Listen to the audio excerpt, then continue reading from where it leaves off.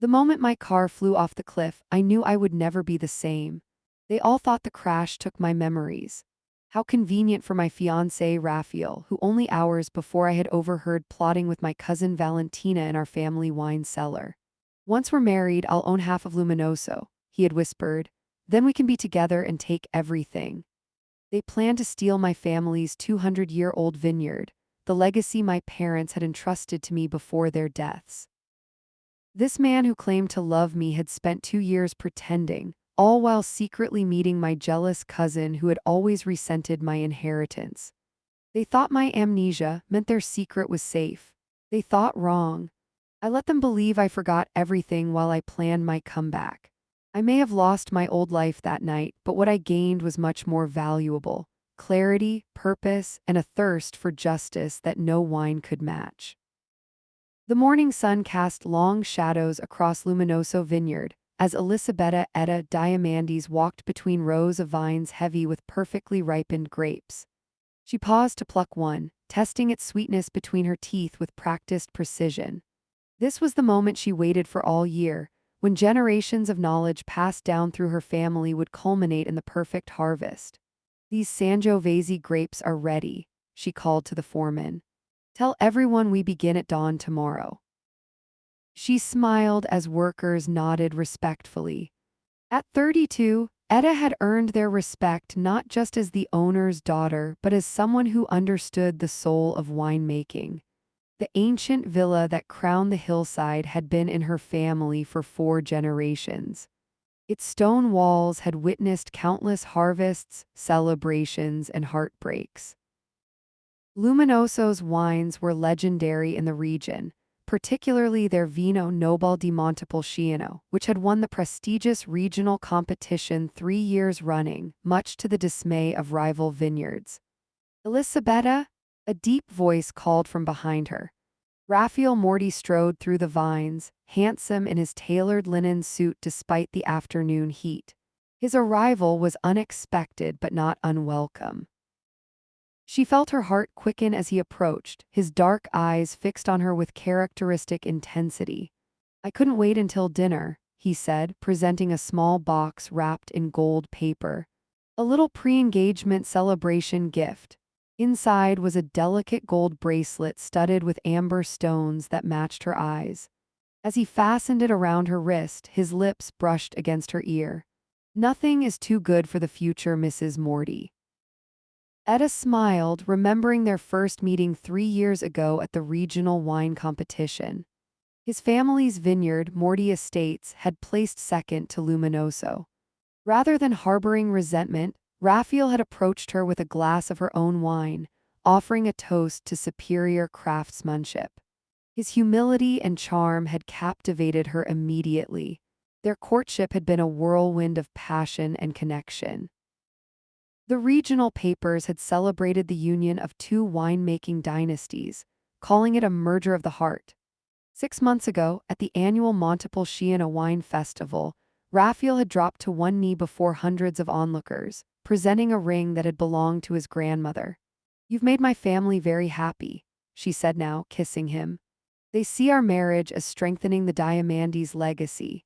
A shadow seemed to cross his face before being quickly replaced by a smile. "Nothing matters more than family legacy," he agreed, his tone earnest. Later that week, as Etta reviewed wedding venue options in her office, her phone buzzed with a message from Raphael. "Meeting running late. Can't make tasting appointment with caterer. So sorry?" She frowned. This was the third wedding-related appointment he had missed in 2 weeks. She texted back a quick acknowledgement, trying to ignore the small flutter of concern in her chest. That evening, her childhood friend Sophia joined her for dinner on the villa's terrace. "How goes the wedding planning?" Sophia asked, pouring them each a glass of Luminoso's reserve. "Good, though Raphael seems swamped with work lately. He's missed a few appointments." Sophia swirled the wine in her glass thoughtfully. "Have you noticed anything else unusual?" "What do you mean?" "I don't know, just asking." Sophia's voice was casual, but her eyes were watchful. "You've never fully embraced him, have you?" Etta said with a small laugh. "I embrace anyone who truly makes you happy," Sophia replied carefully. "I just want to be sure he deserves you." The next morning, Etta drove into Montepulciano to meet with the florist. As she walked back to her car, a familiar figure caught her eye across the piazza. Raphael sat at an outdoor cafe, his back to her. He was not alone. Leaning close to him, speaking intently, was Valentina Diamandis, Etta's estranged cousin. Etta froze. She hadn't spoken to Valentina in years, not since their bitter argument over the Vineyard inheritance. When Etta's parents had left her full control of Luminoso, Valentina had claimed that as a Diamandis she deserved a portion. The resulting family rift had never healed. What was Raphael doing with her? And why hadn't he mentioned it? Heart pounding, Etta approached their table. Both looked up with identical expressions of surprise. Elisabetta. Raphael recovered first, standing quickly. What a coincidence. Is it? Her voice was steady despite her confusion. I can explain, he said, glancing at Valentina, who remained seated, a strange smile playing at her lips. I wanted to surprise you. I've been trying to arrange a reconciliation between you two as an engagement gift. A reconciliation? Etta looked at her cousin, who now composed her face into an appropriate expression of contrition. Yes, Valentina said. Raphael reached out to me. He thought it was time to put old grievances aside with the wedding coming up. Something felt wrong.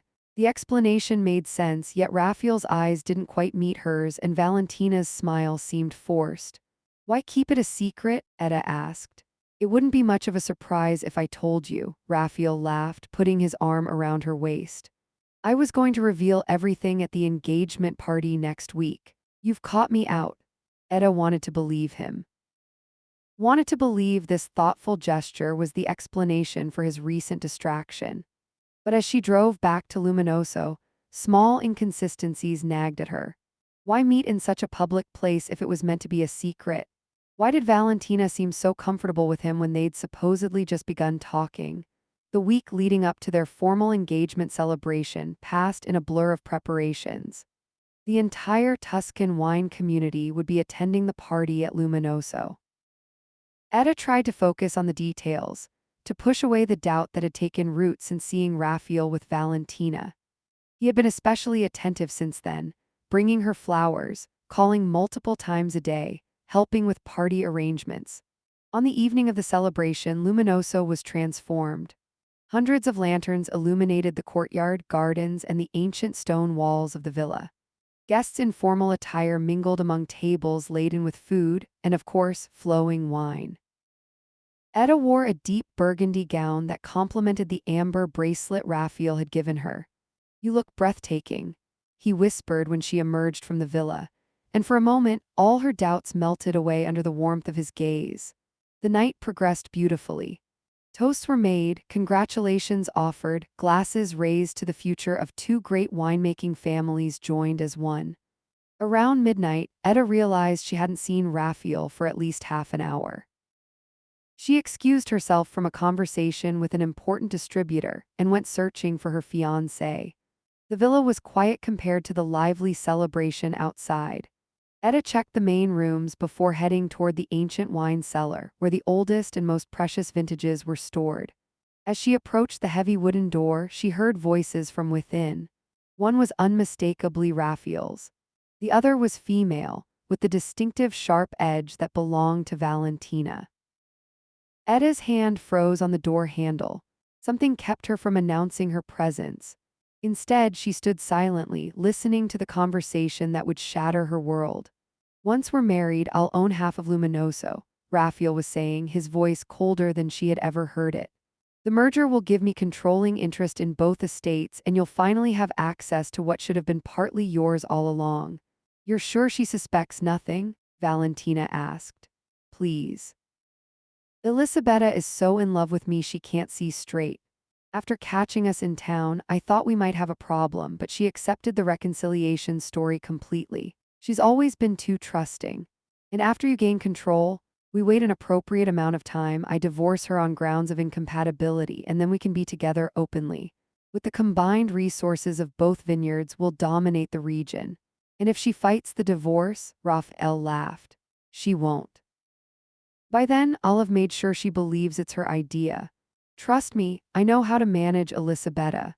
Etta stumbled backward, a hand pressed against her mouth to silence the involuntary gasp that threatened to escape. The stone floor beneath her feet suddenly seemed unsteady. 3 years of her life, all the love she had given, every moment of vulnerability and trust had been calculated parts of Raphael's scheme to take her family's legacy. She should storm in there, confront them both, expose their treachery to every guest in attendance.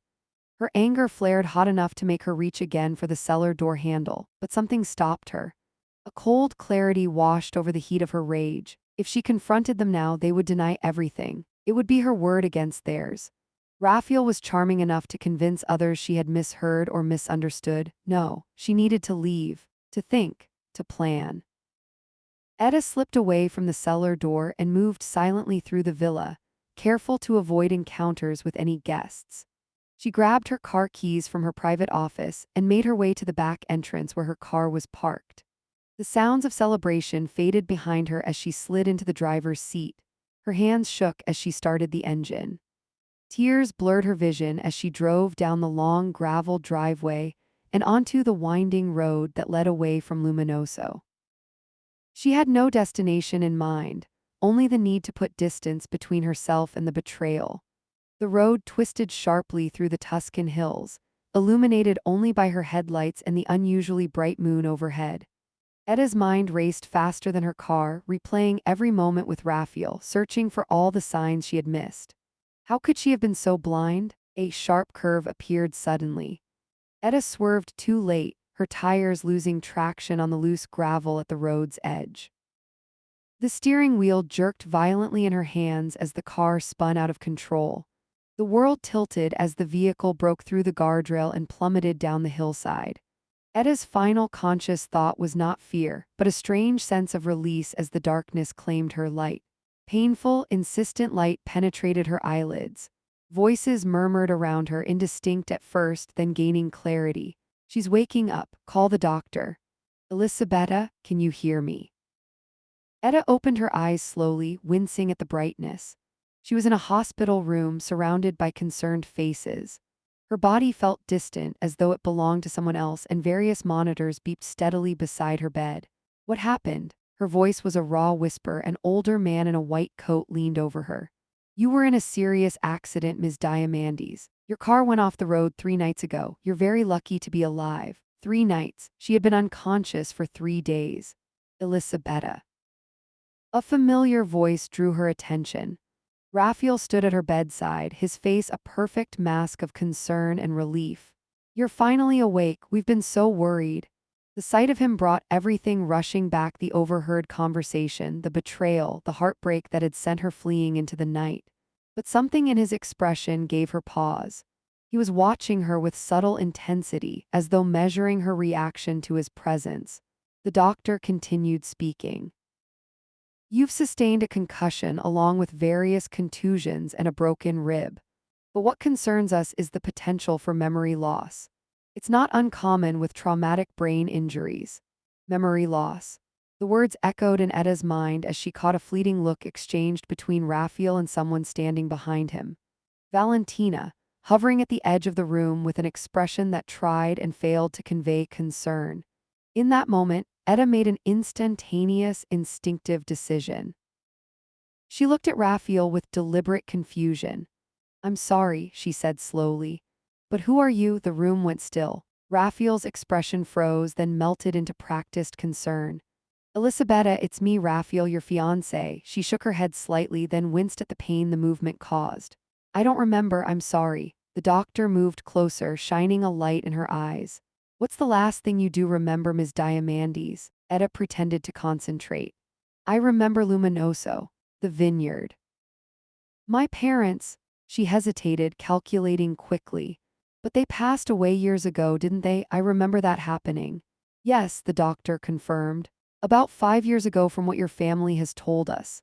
Then I remember running the vineyard after that, but everything else is just fragments, nothing clear." She turned her confused gaze back to Raphael. "We're engaged," the doctor nodded gravely. "As I suspected, retrograde amnesia affecting the recent past. The brain often protects itself by blocking traumatic events or periods of high stress. Will she recover her memories?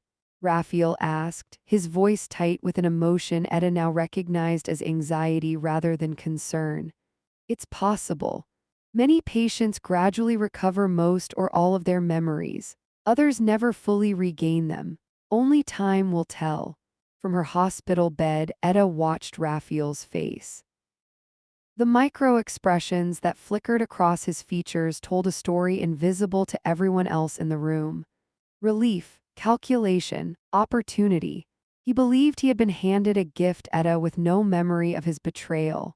A blank slate he could rewrite. I'd like to speak with Ms. Diamandis alone to conduct some cognitive tests, the doctor said. If everyone could give us some privacy. Reluctantly, the visitors filed out. Raphael squeezed her hand before leaving, a gesture that once would have comforted her but now made her skin crawl. Through the window in the door, she saw him immediately pull Valentina aside, speaking urgently in low tones. Over the following days, Etta maintained her facade of memory loss. Doctors ran tests, specialists were consulted, and a diagnosis of retrograde amnesia was confirmed. She remembered her identity, her family history, and how to run the vineyard, but claimed to have no recollection of Raphael or their relationship. He visited daily, bringing photographs, telling stories of their time together, playing the part of the devoted fiancé devastated by her condition yet determined to help her recover. Each visit was a performance she was now able to see through completely. The doctors say familiar surroundings might help trigger your memories, Raphael said one afternoon, sitting beside her bed. Perhaps we should bring you home to Luminoso once you're physically recovered. I don't know, Etta replied softly. Everything feels so overwhelming. I feel like I need space to heal, to find myself again before I can try to remember us. Raphael's smile slipped slightly. Of course, whatever you need. A week after regaining consciousness, when the physical injuries had begun to heal, Etta announced her decision to the medical team and her visitors. I've been doing a lot of thinking, she said, her voice stronger now. This memory loss has left me feeling disconnected from myself. Before I try to reconstruct my life based on what others tell me, I need to reconnect with who I am at my core. What are you saying? Raphael asked, the tension in his voice barely concealed. There's a convent near Stefano's estate in the hills, the Sisters of Santa Chiara. They offer spiritual retreats, meditation, healing. I've spoken with the Mother Superior and she's agreed to take me in for a time. I'll have the quiet and peace I need to recover. A convent? Raphael couldn't hide his dismay. But that's not necessary. You should be at Luminoso, surrounded by familiar things and people who love you. Valentina, who had taken to accompanying Raphael on his visits under the guise of family concerns, spoke up. Perhaps Elisabetta is right. Spiritual healing might be exactly what she needs right now. Etta caught the meaningful look Valentina shot at Raphael. They thought this would give them more time to plot, to strengthen their position while she was safely out of the way. It's what I want, Etta said firmly. The sisters will help me find my center again. Visitors are limited, but I won't be completely isolated. It's the middle path between returning to a life I don't remember and hiding away completely. After further discussion and consultation with her doctors, the plan was approved. 2 weeks after her accident, Etta was transported to the convent, a stone complex nestled in the hills not far from Montepulciano. Mother Superior Agnese, a stern but kind woman in her 60s, greeted her at the gates. Welcome, Elisabetta. We will do everything we can to help you find peace and healing here. As Raphael prepared to leave, he hugged Etta tightly. I'll miss you, he whispered, but I'll wait for as long as it takes. She smiled vaguely and thanked him for understanding. Only when his car had disappeared down the hill did she turn to Mother Superior with clear, determined eyes. I need to speak with Stefano, she said, her voice entirely different from the hesitant tone she had used with Raphael. Immediately. Mother Superior nodded, unsurprised by the transformation. He's expecting you at the side gate. I'll take you to him now. Thank you, and thank you for agreeing to this deception. I know it's unusual. Stefano has been a friend to our convent for many years, the older woman replied. And I believe in helping those who have been wronged find justice. The sisters and I will maintain your cover for as long as you need. Stefano Cardelli's estate shared a stone wall with the convent grounds. A small gate, nearly hidden by ivy, connected the two properties. Mother Superior Agnese led Etta through this passage into a lush garden where Stefano waited. At 72, Stefano remained an imposing figure with silver hair and piercing blue eyes. He had been her father's closest friend and Etta's godfather. When her parents died, it was Stefano who had helped her navigate her grief while teaching her the business aspects of running Luminoso. "My dear girl," he said, embracing her carefully, mindful of her still healing injuries. "When I heard about the accident, I feared the worst, and now this story of memory loss and betrayal. I need your help, Uncle Stefano," Etta said, using the affectionate title she had called him since childhood. "Raphael and Valentina think I'm safely tucked away, recovering from amnesia that conveniently erased any knowledge of their scheme. But I need to use this time to protect myself and Luminoso." Stefano nodded grimly. "My home is yours for as long as you need, and my resources are at your disposal." The estate was perfect for her purposes. While the convent would maintain the fiction that Etta was in seclusion, focused on spiritual healing, she would actually be staying at Stefano's villa, free to plan and act without Raphael's knowledge. "There's someone else you should meet," Stefano said, leading her into his study where a young man waited, tall and lean with thoughtful eyes. He rose as they entered. Though Etta had never met him, there was something familiar about his features. "This is Angelo, my assistant," Stefano introduced him. "He's been helping me gather information on the Morty family finances." "Pleased to meet you," Angelo said, shaking her hand. "I'm sorry about what happened." "Thank you," Etta replied, noting how differently he carried himself from Raphael despite their similar age. Where Raphael exuded practiced charm, Angelo had a quiet intensity. Over the next several days, Etta recovered her physical strength while beginning to formulate her plan. Stefano had connections throughout the European wine industry and access to information that would normally be inaccessible. Angelo proved to be invaluable, with a mind for details and a background in business law. The Morty Vineyard appears prosperous on the surface, Angelo explained one evening as they reviewed documents in Stefano's study, but they've been cutting corners for years. Raphael has been leading them toward prioritizing quantity over quality, using cheaper methods that produce more bottles but inferior wine. That explains why they've been losing competitions to us, Etta mused. I always wondered why their wines had declined in recent years. Stefano nodded. The older Morty Alessandro built that vineyard on principles of excellence. In his day, their wines rivaled Luminoso. But since Raphael took over operations 5 years ago, they've been in slow decline, though they've maintained their prices and reputation through aggressive marketing.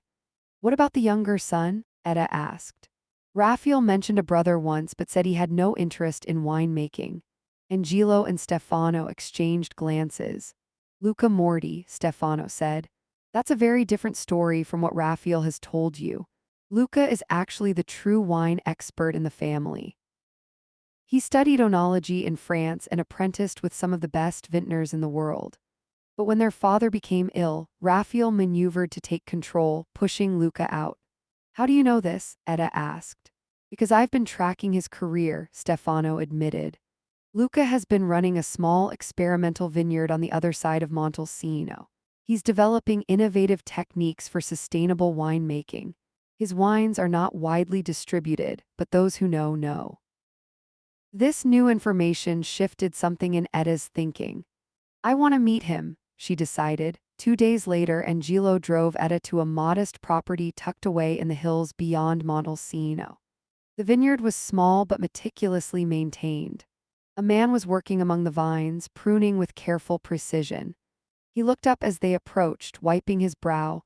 Luca Morty had the same dark coloring as his brother, but his features were more open, his eyes warmer.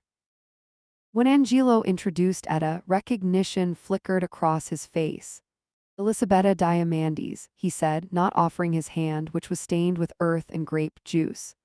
I heard about your accident and your amnesia. There was a wariness in his tone that told Etta he suspected there was more to the story. She made a quick decision. The amnesia is a lie, she said bluntly. I overheard your brother and my cousin planning to take control of my vineyard through our marriage. The accident was real, but I'm faking the memory loss to buy time. Luca stared at her for a long moment before a slow smile spread across his face. I always knew Raphael would overreach himself one day, he said. Come inside, we have a lot to talk about. Over a simple lunch in Luca's modest house, he shared his own story of betrayal. While their father was dying, Raphael had convinced him that Luca was too idealistic, too focused on experimentation rather than profitability to run the family business. He had effectively turned their father against Luca's vision for the vineyard. After father died, Raphael offered me a choice: work under him, implementing his cost-cutting methods, or leave with a small settlement, Luca explained. I chose to leave. I bought this land and started over, determined to make wine the right way. The wine you're making here, Etta said, it's extraordinary. I've never tasted anything quite like it. That's because I'm letting the grapes express their true character, not forcing them to conform to mass production timelines, Luca explained, passion evident in his voice. Wine should tell the story of the land it comes from, the hands that tended it, the weather that shaped it. By the time they left, Etta and Luca had formed an alliance. He would help her understand the weaknesses in Raphael's business practices, and in return, she would help him reclaim his rightful place in the Morty legacy. Back at Stefano's estate, their planning intensified. Etta immersed herself in learning business law, vineyard management techniques, and investigating the financial structure of both the Morty business and her own Luminoso holdings. Angelo proved an excellent teacher, patient with her questions and thorough in his explanations. You're a natural at this, he told her one evening after she had successfully traced a complex web of Raphael's shell companies. I've always had a head for details, she replied. I just never had to apply it this way before. As the weeks passed, Etta maintained her cover. Once a week, she would return to the convent where Raphael was permitted brief, supervised visits. She played her role perfectly, appearing fragile and confused, occasionally showing small signs of improvement to keep him hopeful. The doctors say not to pressure you with too much information, he told her during one visit, holding her hand in what appeared to be a tender gesture. But I miss you. The vineyard isn't the same without you. I'm sorry, she replied softly. I wish I could remember our life together. Mother Superior says memory can't be forced, that it will return when my spirit is ready. His jaw tightened slightly at the mention of the nun, but his smile remained fixed. Of course, take all the time you need. What Raphael didn't know was that Etta was spending her days learning exactly how vulnerable his business had become due to his cost-cutting measures. Working with Luca, she identified critical weaknesses in the Morty Vineyard's operations that could be exposed at the right moment. 3 months into her stay at Stefano's estate, a new element entered the equation. Stefano's housekeeper, Mariana, arrived one morning with a baby in her arms. This is Sophia, Stefano explained as the infant regarded Etta with curious eyes. My granddaughter. Her parents, my son and his wife, were killed in a car accident in Switzerland last month. She has no one else. Etta's heart went out to the child. Having lost her own parents, she understood the void that created. She found herself spending more time with little Sophia, initially just to give Mariana breaks, but increasingly because she felt drawn to the baby's resilient spirit. She likes you, Stefano observed one afternoon as Etta rocked Sophia to sleep. Children sense genuine hearts. I never thought much about having children, Etta admitted. Running Luminoso always seemed like enough of a legacy. Sometimes life gives us unexpected legacies to protect, Stefano said, watching them with a wistful expression. I'm an old man, Elisabetta. Sophia will need someone to guide her when I'm gone. The statement hung in the air between them, an unspoken question that Etta wasn't ready to answer. But as the days passed, she found herself increasingly thinking of Sophia as part of her future, another innocent who deserved protection from people like Raphael who saw others as merely tools for their ambitions. Slowly, a more complete plan began to form in Etta's mind. One that would not only protect Luminoso and expose Raphael, but would create a new kind of legacy that honored all that had been entrusted to her care. 6 months into Etta's retreat, the pieces of her plan were falling perfectly into place.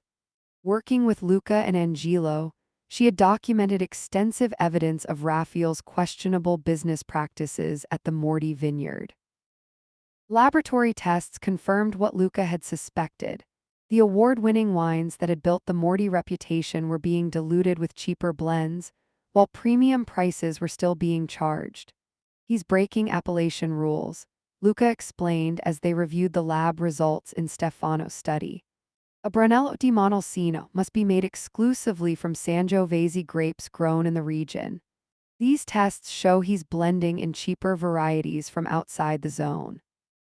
Which is not just unethical, it's illegal under Italian wine regulations," Angelo added. "The consortium takes these violations very seriously. Vineyards have lost their designation for less." Etta nodded, making notes in her leather-bound journal. "So we have enough to report him to the consortium?" "More than enough," Luca confirmed. "But we need to be strategic about when we use this information. Timing is everything." Using Stefano's industry contacts and a network of trusted allies, they began carefully leaking information about quality concerns to key wine critics and distributors. Not enough to trigger formal investigations yet, but sufficient to raise questions about the consistency of Morty wines. The effects were subtle but significant. Over the following weeks, several prestigious restaurants removed Morty wines from their lists. A respected wine journal published a blind tasting where their latest vintage performed poorly. A major American distributor postponed a large order pending quality verification. Meanwhile, through a series of shell companies established by Angelo, they quietly began acquiring shares in the Morty family business. Alessandro Morty, Raphael's father, had taken the company public before his death, maintaining family control through majority ownership. But as financial pressures mounted, minority shareholders became increasingly willing to sell. "We now control 15% of Morty Vineyards," Angelo reported one evening. "Not enough for control, but enough to have a voice in major decisions." "Raphael must be feeling the pressure," Etta mused. "I wonder if he'll accelerate his plans for Luminoso." As if summoned by her words, Mother Superior Agnese arrived the next morning with news. "Raphael Morty was at the convent yesterday, demanding to speak with you outside of the regular visiting hours," she reported. "When I refused, he became quite agitated. He insisted that your prolonged seclusion was hindering your recovery and that you needed to return to familiar surroundings." "He's getting desperate," Stefano observed. "The Morty Vineyard is facing cash flow problems from the declining sales, and he needs access to Luminoso's resources." The following week, during Raphael's scheduled visit, Etta could see the strain on his face despite his efforts to appear calm and caring. "I've been thinking," he said, seated across from her in the convent's austere visiting room. "It's been 6 months since your accident, and while I respect your need for spiritual healing, perhaps it's time to try a different approach to recovering your memory." "What did you have in mind?" Etta asked, maintaining her facade of gentle confusion. "Our family vineyard is struggling," he admitted, taking her hands in his. "Nothing serious, just some temporary cash flow issues. If we combined resources with Luminoso just temporarily, it would stabilize both businesses. And being back at Luminoso might trigger your memories of us." "You want me to sign something," Etta said, not a question. "Just a simple agreement allowing shared access to Luminoso's accounts until we're married," he explained smoothly. "It's what we would have done anyway if the accident hadn't happened. Our engagement party was the night of your accident, remember?" The irony of him asking if she remembered while believing she had amnesia was almost enough to make Etta break character. She kept her expression neutral as she replied, "Mother Superior says I shouldn't make any major decisions until my memory returns. That my intuition needs to guide me, not outside pressure. Raphael's smile tightened. With all due respect to Mother Superior, she's not a medical doctor or a business expert. Your doctor said familiar surroundings might help trigger memories. I need more time, Etta insisted gently. I'm sorry about your vineyard troubles, but I can't sign anything until I feel ready. After Raphael left, visibly frustrated but still maintaining his caring facade, Etta returned to Stefano's estate to share what had happened. He's getting bolder, Luca noted, which means more desperate. We need to accelerate our timeline, Angelo suggested. The more financial pressure Raphael feels, the more likely he is to make mistakes. The next phase of their plan involved exposing Raphael's relationship with Valentina. Though the two had been discreet in public, they had grown careless in their private meetings. Through Stefano's connections, Etta obtained photographs of them together in intimate situations at a resort in Portofino. These images were not distributed widely, but were strategically shown to key members of both families and the local wine community. The whispers started slowly but spread rapidly. Raphael Morty was betraying his amnesia-stricken fiancée with her own cousin.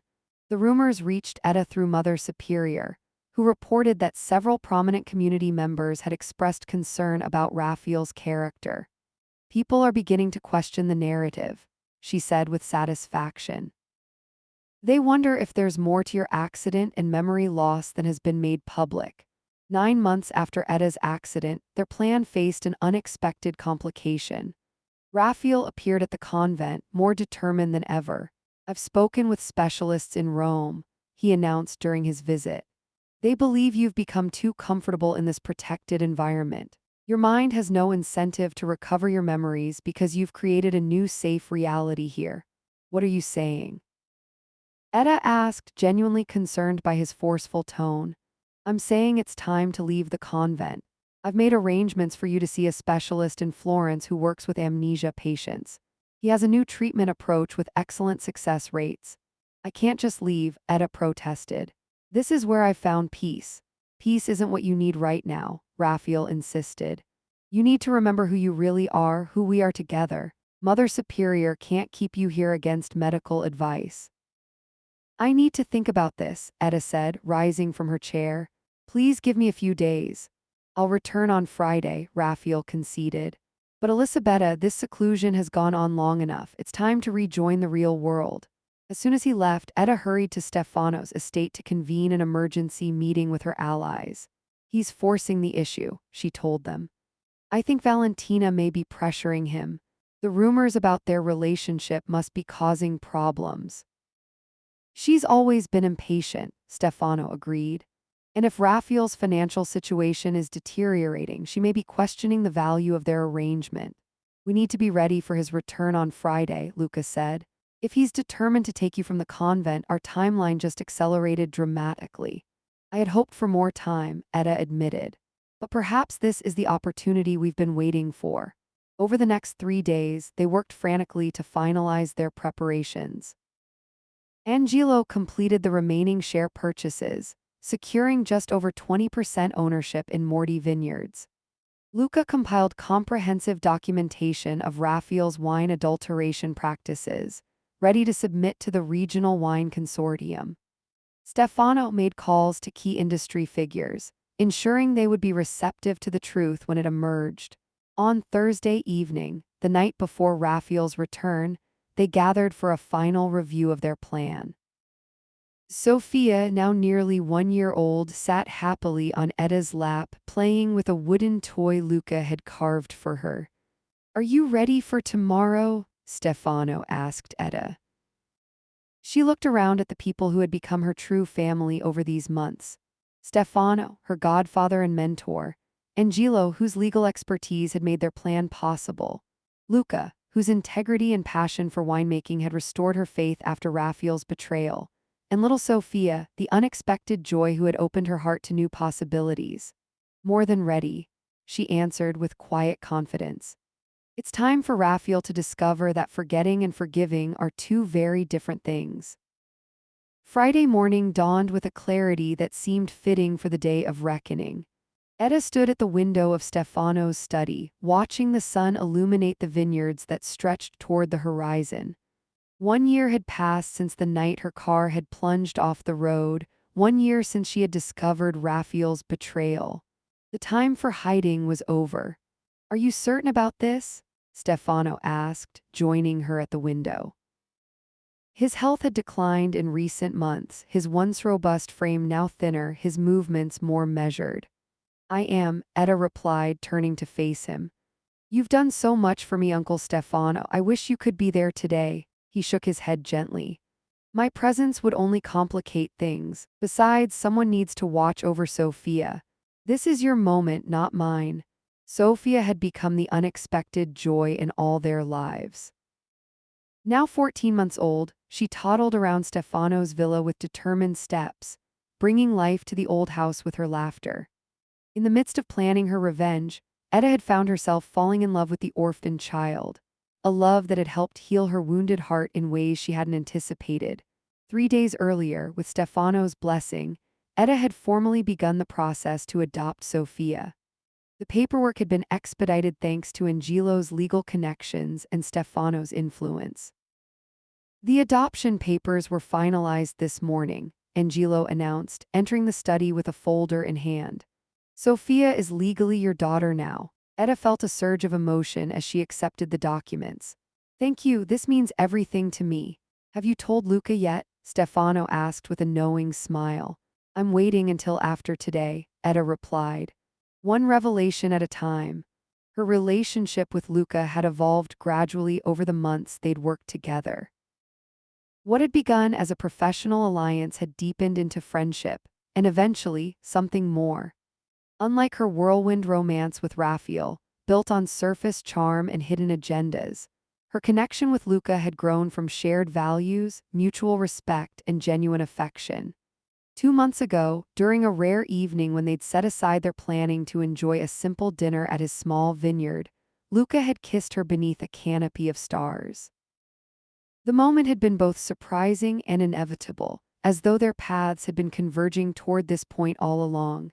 Since then, they had kept their relationship private, focusing on their plan while allowing their feelings to develop without pressure. Only Stefano, with his observant eyes, had guessed the truth, offering his quiet approval. "It's nearly time," Angelo reminded them, checking his watch. "Raphael will be at the convent at 11. Etta nodded, taking a deep breath. "Then let's not keep him waiting." She changed into a simple but elegant dress that bore no resemblance to the confused, fragile woman Raphael expected to find. Her hair, which she had kept covered during his visits to the convent, now fell in loose waves around her shoulders. She looked healthy, confident, and completely in command. Luca was waiting for them in the courtyard, standing beside a vintage Alfa Romeo that had belonged to his grandfather. When he saw Etta, his face lit up with admiration. "He won't know what hit him," he said, taking her hand. "That's rather the point," she replied with a smile. They drove the short distance to the convent in companionable silence, each focused on their role in what was to come. Angelo followed in a separate car, carrying the documentation they had compiled over the past year. Mother Superior Agnese greeted them at the convent gate. "Raphael Morty arrived 10 minutes ago," she informed them. "He's waiting in the garden courtyard. He brought a doctor with him, presumably to support his case for removing you." "Perfect," Etta said. "You've been an extraordinary friend, Mother Superior. I'll never forget what you've done for me." "Justice comes in many forms, my dear," the older woman replied. "I'm honored to have played a small part in yours." Etta entered the courtyard alone. Raphael sat on a stone bench, his foot tapping impatiently. Beside him was an older man carrying a medical bag, presumably the specialist he'd mentioned. Both men looked up as Etta approached, and Raphael's expression of practiced concern quickly shifted to surprise as he took in her transformed appearance. "Elisabetta," he said, rising. "You look different." "I feel different," she replied calmly. "A year of reflection changes a person." "This is Dr. Bianchi," Raphael introduced the man beside him. "He's going to help you recover your memories so we can finally move forward with our life together." Etta smiled. "That won't be necessary, Raphael. My memory is perfectly intact." There was a moment of confusion before understanding dawned in his eyes. What are you saying?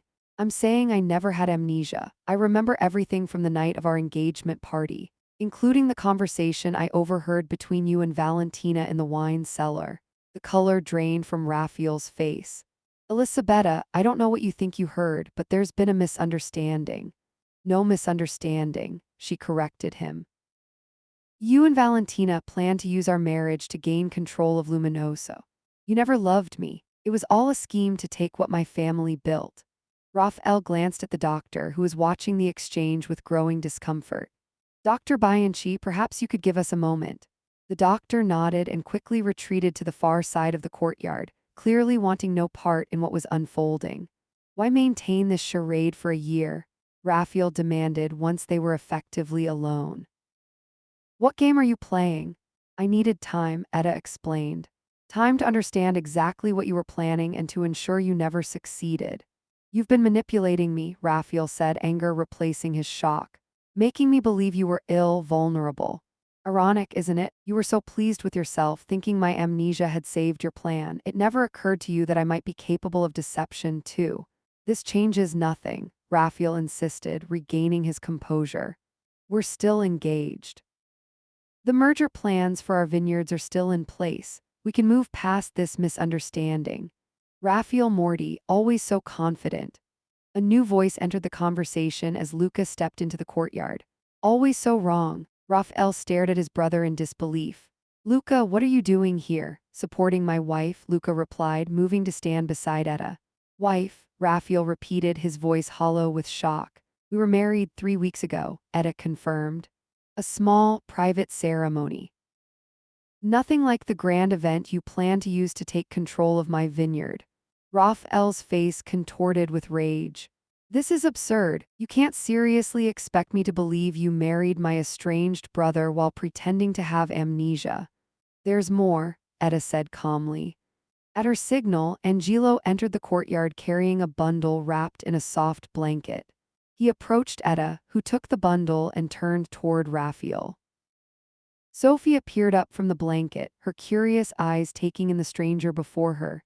Meet Sophia, Etta said. My daughter. Raphael stared at the child in mute shock, trying to process this latest revelation. That's impossible, he finally managed. You haven't been away from the convent long enough to have a child. Sophia is adopted, Etta explained. She's Stefano's granddaughter, orphaned last year. I've raised her with his help while you thought I was in spiritual seclusion. So this was your plan. Raphael demanded. Create a fake family to what? Hurt me, spite me?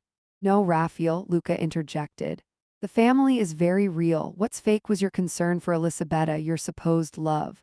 While you were plotting to steal her inheritance, we were building something authentic. Angelo stepped forward, opening the folder he carried. Perhaps this might clarify the situation, he said, handing Raphael a document. Raphael scanned the paper, his expression shifting from confusion to alarm. This says you own 20% of Morty Vineyards. That's impossible. Very possible, Angelo corrected him. And completely legal. The shares were purchased through various entities over the past year. Combined with Luca's original 5% that you thought was worthless, we now control 25% of your family company. Raphael looked up from the document, his face pale.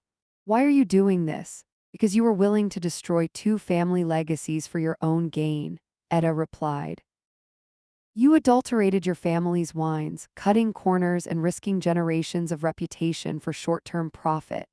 You plan to use my vineyard the same way. We've documented all of it, Luca added.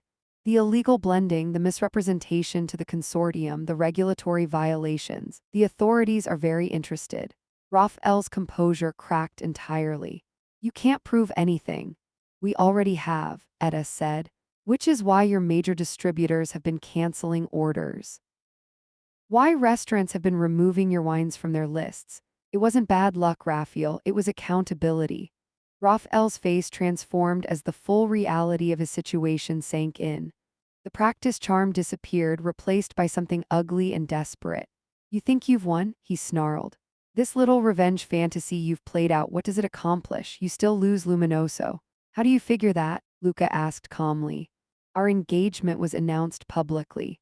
The merger plans were filed. The banks expect the consolidation to proceed. If Elisabetta suddenly backs out, claiming some conspiracy, who do you think people will believe? The woman who's been hidden away for a year, supposedly with amnesia, or the man who's been publicly devoted to her recovery while managing both vineyards? That might have been true, Angelo interjected, if we hadn't been methodically documenting everything over the past year. He pulled another document from his folder. This is a statement signed by Dr. Gallo, the neurologist who treated Elisabetta after her accident.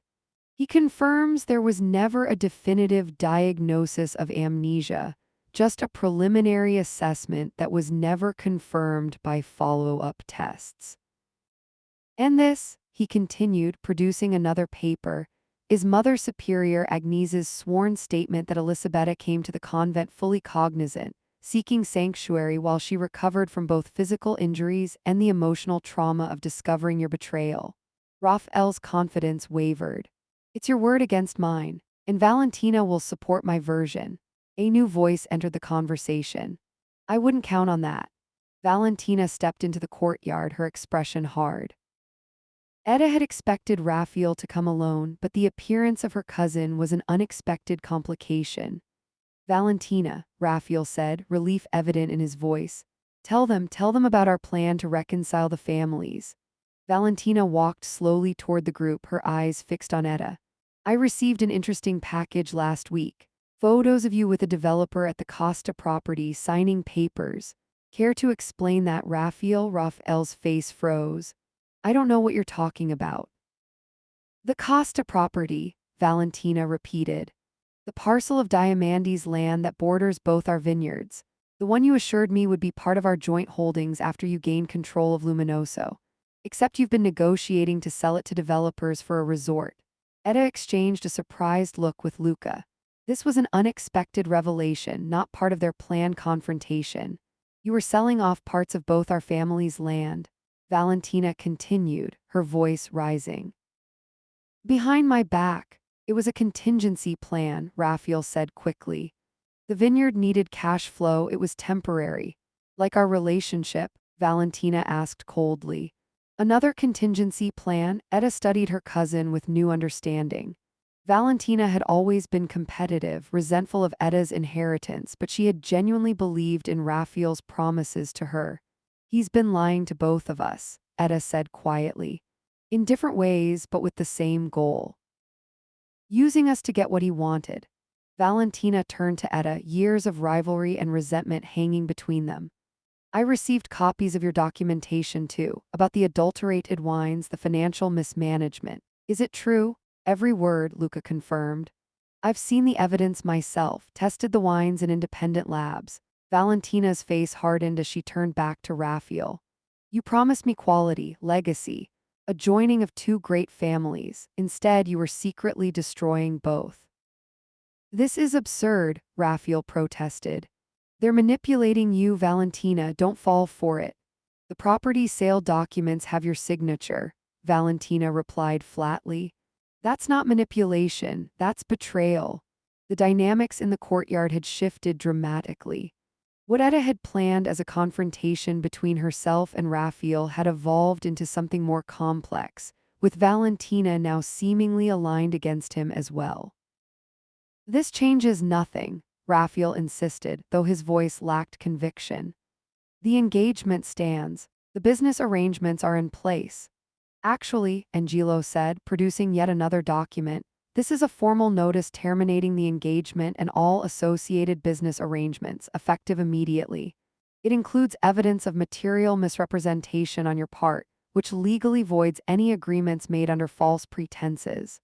Raphael snatched the paper, scanning it frantically. This won't hold up, my lawyers will destroy this. Your lawyers have already seen it, Angelo informed him calmly. Along with the evidence of wine adulteration, they've advised settling rather than fighting a battle you'll certainly lose, potentially facing criminal charges in the process. Sofia began to fuss in Etta's arms, uncomfortable with the tension surrounding her. Luca gently took the child, soothing her with practiced ease. The tenderness of the gesture was not lost on Raphael, whose eyes narrowed as he observed the family unit that had formed without his knowledge. "So this is your grand revenge," he said bitterly. "Stealing my brother, taking control of my company, destroying my reputation." "No, Raphael," Etta replied. "This isn't about revenge, it's about justice, about protecting what matters, what's real, something you never understood." She reached into her bag and removed a bottle of wine, offering it to him. The label read Bitter Harvest with a vintage date matching the year of her accident. "This was the last wine we made together before I discovered your betrayal," she explained. "I've saved it for this moment. A reminder that actions have consequences, that what we plant we eventually harvest." Raphael stared at the bottle but made no move to take it. Instead, he looked from Etta to Luca to Sophia, then finally to Valentina, who stood apart from all of them, her expression unreadable. "You think you've won," he said finally, "but this isn't over." "It is over," Luca replied firmly. "The consortium has already been notified of the wine violations. The financial authorities are reviewing the property sales. Your investors have been informed of the 25% ownership change. Every path forward requires you to accept defeat gracefully." Raphael's face contorted with rage. For a moment, Etta thought he might physically lash out. Instead, he took a deep breath, straightened his jacket, and attempted to reassemble his mask of composure. "Keep the company's shares," he said with forced dignity. "They're worthless anyway. The vineyard is drowning in debt, the reputation beyond repair. You've inherited a sinking ship." "Perhaps," Luca acknowledged. "But we know how to swim." Raphael turned to leave but paused when Valentina stepped into his path. "You owe me an explanation," she demanded. "Years of promises, of plans, was any of it real?" A flicker of something genuine passed across Raphael's face, gone so quickly Etta couldn't identify it. "Does it matter now?" he asked quietly. "It matters to me," Valentina insisted. "Then ask your cousin," Raphael replied coldly. "She seems to have all the answers." He pushed past Valentina and strode from the courtyard without looking back. Dr. Bianchi, who had been watching the confrontation from a distance, hurried after him, clearly eager to escape the drama. An uncomfortable silence fell over the courtyard.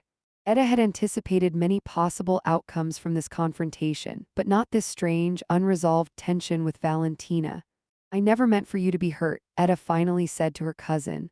"I didn't know about the property sales." Valentina regarded her with a complex expression. "But you knew he was using me while pretending to love you." "Yes. And I should have warned you a year ago when I first discovered it. That was wrong of me." "Why didn't you?" Etta considered the question carefully. "Because I didn't think you would believe me, and because, if I'm honest, I was angry that you would conspire with him against me in the first place." Valentina nodded slowly. "Family should come before outsiders, I forgot that." She glanced at Luca and Sophia. "It seems you've created a new family now." "There's still room for healing in the old one," Etta offered cautiously. "If that's something you want." "I don't know what I want anymore," Valentina admitted. "Except that I never want to see Raphael Morty again." "On that at least we can agree," Luca said with a small smile. Valentina looked at him appraisingly.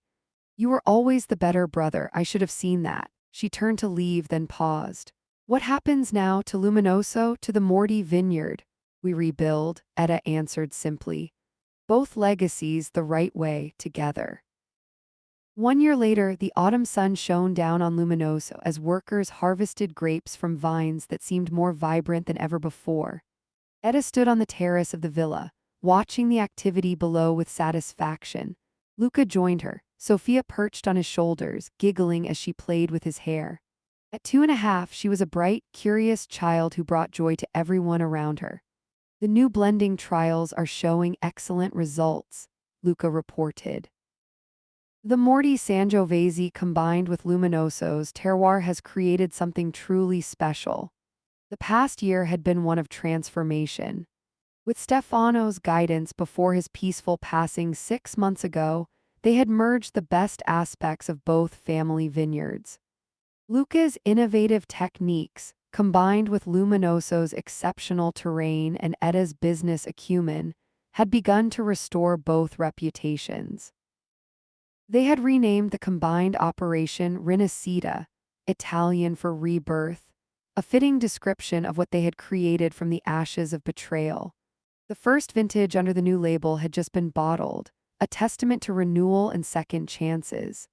Angelo called this morning, Etta mentioned. The last of the legal matters with Raphael have been settled. He's agreed to relinquish all remaining claims in exchange for a small vineyard property in Puglia. A generous settlement considering everything, Luca noted. Stefano would have approved, Etta replied. He always said true victory includes mercy.